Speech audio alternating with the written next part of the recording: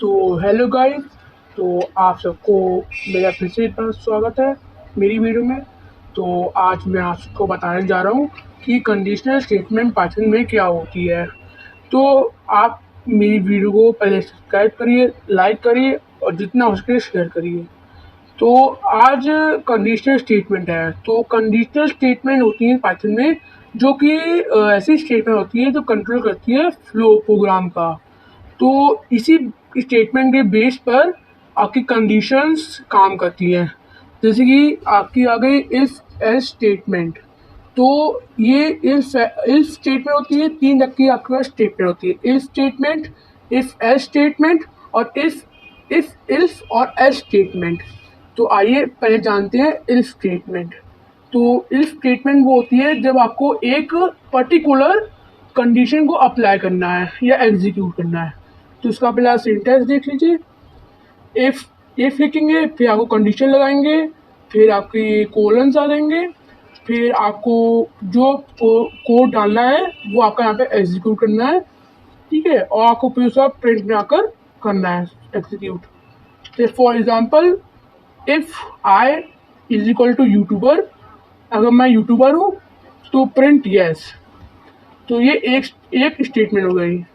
अब आइए बढ़ते हैं, अगर 2 स्टेटमेंट हुई तो गाइस अगर 2 स्टेटमेंट हुई तो उसमें जो होती है इफ एल्स स्टेटमेंट। तो ये आपका सिंटेक्स हो गया। इफ कंडीशन, फिर कोड, फिर एल्स, फिर कोड फॉर एग्जीक्यूट हो गया। फॉर अब एग्जांपल देख लीजिए एक, कि इफ पर्सन ए, जैसे कि आप देख रहे हैं मैं यहाँ पे डैश लगाया है।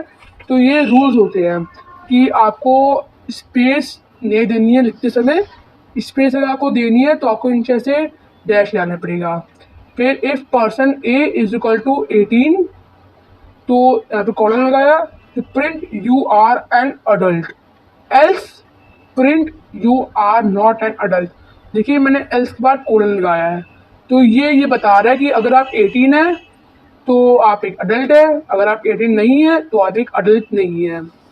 अब अगर आपको 3 स्टेटमेंट अप्लाई करनी है तो इसके लिए होती है इफ एल्स स्टेटमेंट। और ये इफ एल्स स्टेटमेंट आप जितनी भी चाहें उतनी बार कंडीशन के लिए यूज करते हैं। जैसे इफ कंडीशन, प्रोग्राम को एग्जीक्यूट हो गया आपका, फिर इफ कंडीशन 1 हो गया आपकी, फिर कंडीशन 2, ऐसे आप जितनी बार जाए उतनी कंडीशन आप यूज कर सकते हैं इफ के साथ। फिर आपका एल्स आएगा, फिर कोलन आएगा, फिर एग्जीक्यूट करेंगे, फिर प्रिंट लिख के आपका वो आ जाएगा। तो जैसे कि मैंने यहाँ पे एक एग्जांपल लिया है टेस्ट पेपर का। तो फॉर एग्जांपल देख लीजिए, इफ ए इज बिलो 30 तो print fail. If A is greater than 50 तो print pass. If A is equal to 70, तो ए अगर 70 है तो प्रिंट गुड। एल्स अगर 70 के ऊपर है तो प्रिंट रैंक 1, ठीक है। और फिर उसके बाद आपको ये सब लिखना पड़ेगा। जैसे a is equal to INT input enter number. जब आप टाइप करेंगे उसके बाद आपको ये टाइप करना है, नहीं तो आपका प्रोग्राम एग्जीक्यूट नहीं होगा। आज के लिए सिर्फ इतना ही, फिर मिलेंगे दूसरी वीडियो में। तब तक के लिए गुड बाय।